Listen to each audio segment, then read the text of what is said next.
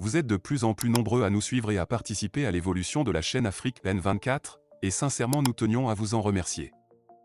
Nous lisons tous vos commentaires qui enrichissent le débat et vraiment nous vous demandons de nous soutenir, en aimant les vidéos pour une large diffusion, et pour continuer à avoir une ligne éditoriale indépendante, et vous proposer de nouvelles émissions toujours de plus en plus enrichissantes. Ne restons pas passifs, soyons actifs. Merci et à bientôt. Togo.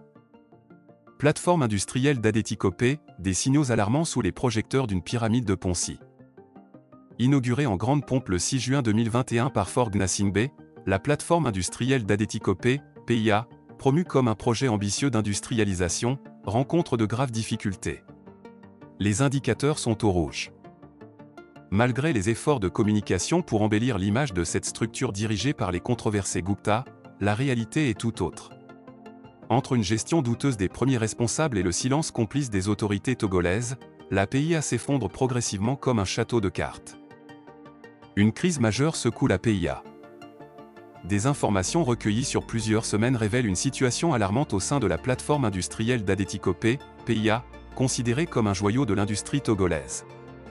Les témoignages décrivent un tableau préoccupant. J'ai travaillé comme agent d'entrepôt dans le département de la chaîne de valeur agricole de la PIA, raconte une source. Aujourd'hui, nous sommes au chômage suite à la fin de nos contrats qui auraient dû être renouvelés. Le département a déclaré une faillite de 30 milliards. Cet ancien employé précise que sur les 8 entrepôts dédiés à la réception du soja, 7 sont désormais fermés, signe d'un ralentissement dramatique de l'activité. Nos enquêtes ont confirmé plusieurs éléments de ce témoignage alarmant. Bien que le montant exact de la faillite soit difficile à vérifier officiellement, de multiples sources internes parlent de pertes colossales dans le département agricole, principalement liées à la gestion du soja. Sur le terrain, la réalité est frappante, la majorité des entrepôts sont effectivement à l'arrêt, une situation confirmée par un des agents encore présents sur le site. La plateforme employait plus de 2000 personnes quotidiennement, ces jeunes gagnaient au minimum 50 000 francs par semaine, rappelle notre source. Aujourd'hui, ces travailleurs, principalement des jeunes, se retrouvent sans revenus, plongeant de nombreuses familles dans la précarité. La situation des employés recrutés par RMO et Conseil Reni.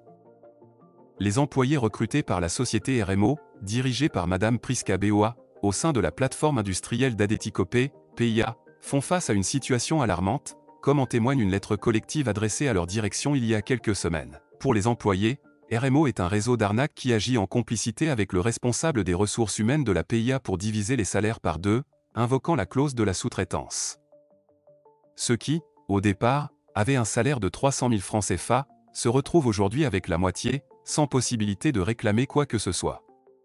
Outre RMO, le cabinet Conseil Reni de M. Edmond Amoussou, ancien directeur général de la NPE, est également accusé des mêmes pratiques. Les principaux problèmes soulevés incluent des retards fréquents dans le paiement des salaires, une incertitude persistante concernant la rémunération des heures supplémentaires, et des inquiétudes quant à leurs perspectives en raison de contrats limitant leur accès aux prêts bancaires.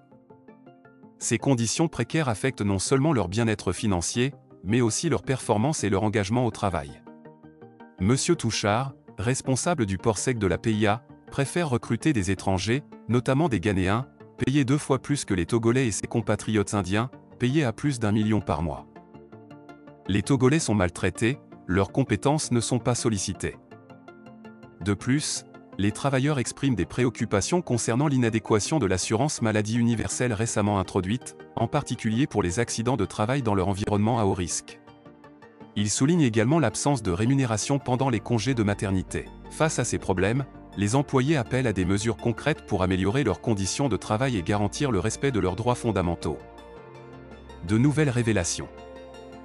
Dans ce contexte déjà tendu, de nouvelles révélations mettent en lumière les pratiques troublantes d'Aris Integrated Industrial Platform, IIP, la société mère de la PIA, dirigée par Gagan Gupta, un personnage déjà impliqué dans d'énormes scandales financiers. Selon des sources, Aris IIP fonctionnerait comme une pyramide de Ponzi, potentiellement utilisée pour le blanchiment d'argent par des personnalités haut placées. La gestion des fonds, notamment via Africa Finance Corporation, AFC, est décrite comme « bizarre » par nos informateurs, qui occupent encore des postes stratégiques au sein de la structure mais préfèrent lancer l'alerte afin que l'hémorragie soit arrêtée au plus vite. Un haut cadre de la PIA, un vrai patriote, considère que ces patrons indiens ont une stratégie simple, venir dans les pays, exploiter des projets existants, obtenir des prêts faramineux, échouer les projets et disparaître en laissant des dettes énormes tout en récupérant une grande partie des fonds. Notre source révèle par ailleurs que Gagan Gupta a des alliés stratégiques dans les banques partenaires, facilitant l'obtention de crédits.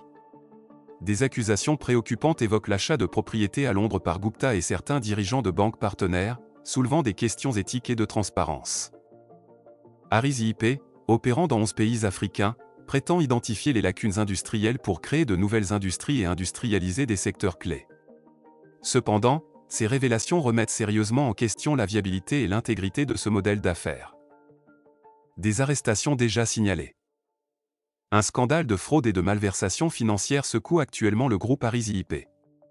Au cœur de ce scandale se trouve l'arrestation au Bénin de Sudip Singh, un responsable clé d'Aris IP chargé des activités commerciales au Togo et au Bénin. Singh est accusé de faux et de fraude dans une transaction impliquant un client étranger, pour un montant présumé de plusieurs millions de francs CFA. Cette arrestation n'est que la partie visible d'un problème plus vaste. Deux autres responsables, Anurag Sinha et Amarjit Singh, sont actuellement en fuite, soupçonnés de malversations similaires. Ces individus auraient adopté des pratiques douteuses dans leurs fonctions, notamment des détournements de fonds et des transactions suspectes, causant des pertes financières importantes au Togo et au Bénin. L'affaire met en lumière des problèmes de gestion au sein de la PIA et du fonds d'investissement MIFA, ravivant les inquiétudes quant à la transparence et à l'intégrité des opérations d'Aris IP dans la région. Des projets échoués. La plateforme industrielle d'Adéticopé, PIA, lancée avec de grandes ambitions pour stimuler l'industrialisation et le développement économique du Togo, a mis en avant plusieurs projets phares. Parmi ceux-ci, 3 initiatives en particulier: le projet Soja, le projet textile et le port sec ont été présentés comme des piliers de la transformation économique du pays. Ces projets promettaient de créer des chaînes de valeur locales, de stimuler l'emploi, et de positionner le Togo comme un hub industriel et logistique régional. Cependant, malgré les promesses initiales et les investissements considérables, ces projets ont rencontré des obstacles significatifs dans leur mise en œuvre. L'écart entre les ambitions affichées et la réalité sur le terrain soulève des questions sur la planification, la gestion et l'exécution de ces initiatives. Une analyse plus approfondie de chacun de ces projets révèle une série de défis et de problèmes illustrant les difficultés rencontrées par la PIA dans la réalisation de ces objectifs. Le projet Soja. Initialement conçu pour transformer localement 200 000 tonnes de soja en huile et tourteau, ce projet a dévié de son objectif. Au lieu de se concentrer sur la transformation locale, les responsables se sont focalisés sur l'exportation du soja brut en recourant à des méthodes de contrebande. Le port minéralier de Haut-Otoé est utilisé pour expédier du soja bio vers les USA et le Canada, en contournant les douanes. Le projet textile. Bien que l'exportation de vêtements, Made in Togo, ait commencé, des doutes persistent quant à l'origine des fils utilisés. Le projet semble mal structuré, avec des incertitudes sur l'utilisation réelle du coton togolais comme promis initialement. L'absence de filage sur le site de la PIA soulève des questions sur la transformation complète du coton local. Au Togo, la production est de 7500 tenues par jour. Le port sec.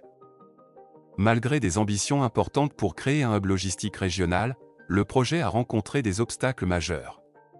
Des problèmes de délimitation du terrain entre MSC et PIA ont entravé le démarrage effectif du port sec, compromettant son utilisation et son efficacité.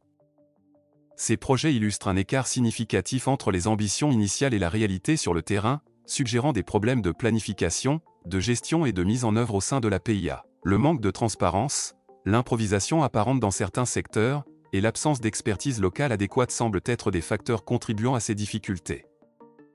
La volonté cachée de certaines officines du pouvoir de baptiser cette zone industrielle PIA en référence phonétique subtile à Pia, le village d'origine de Fort Gnassingbé, n'est certainement pas un porte-bonheur. La corruption endémique du régime, en commençant par le sommet de l'État, conduit à des projets ratés, comme la construction de l'hôtel Pefaco, un échec depuis 18 ans, le projet de Marbre Pommard, une catastrophe ayant englouti des milliards, la modernisation de la TVT, le bitumage de certaines routes et bien d'autres.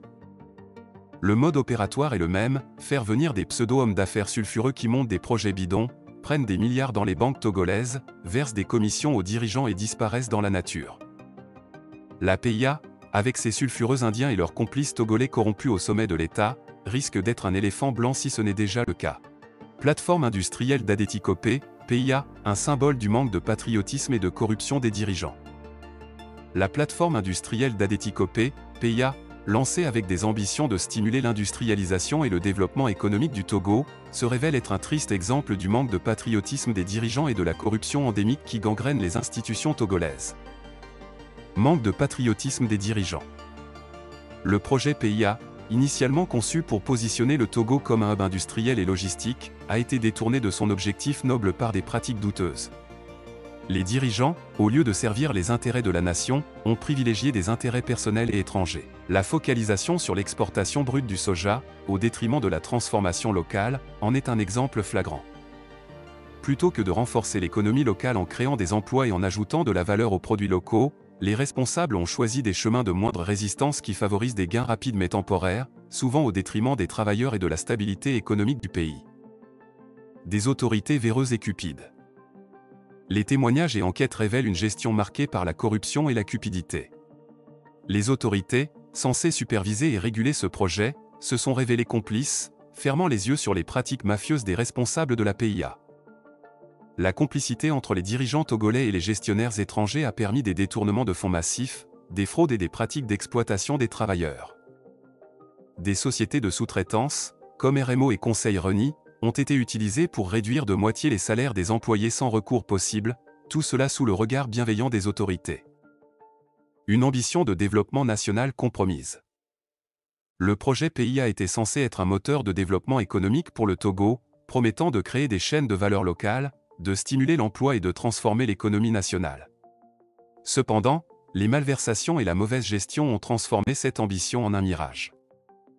Les projets phares tels que la transformation du soja, la production textile et la création d'un port sec ont été mal planifiés et mal exécutés, échouant à apporter les bénéfices escomptés au pays. La plateforme industrielle d'Adétikopé, au lieu de devenir un pilier du développement togolais, est devenue un symbole de l'échec du leadership patriotique et de la prévalence de la corruption. Pour que le Togo puisse véritablement se développer, il est impératif que les autorités adoptent une approche transparente et responsable, mettant les intérêts nationaux et le bien-être de leurs citoyens au-dessus des gains personnels. La renaissance du projet PIA et d'autres initiatives similaires dépendra de cette volonté de réformer et de lutter contre les pratiques corrompues qui minent le potentiel de développement du pays. Likez la vidéo si ce n'est pas déjà fait. Laissez aussi votre point de vue en commentaire. Abonnez-vous et cliquez aussi sur la petite cloche de notification pour ne rien rater de nos prochaines vidéos. N'oubliez pas de partager aussi la vidéo et de la liker.